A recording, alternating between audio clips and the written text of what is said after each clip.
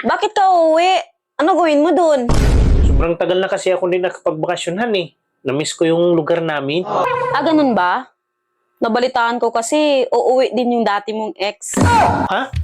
Uwi ba? Di ko alam yun ah. Kaya pala nakita ko sa ticket, magkatabi upuan nyo.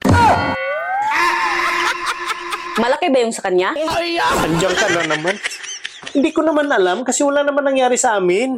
Pinakitaan ka siguro ng malaki. Kasi mahilig ka sa malaki.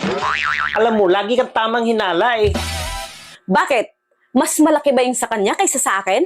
Magsabi ka ng totoo. Kunti lang naman diferensya. Kita mo? Kung walang nangyari, bakit mo kabisado? Kaya ako alam kasi pinakita niya kasi sa akin. Pero walang nangyayari. Sigurado ako, hinawakan mo.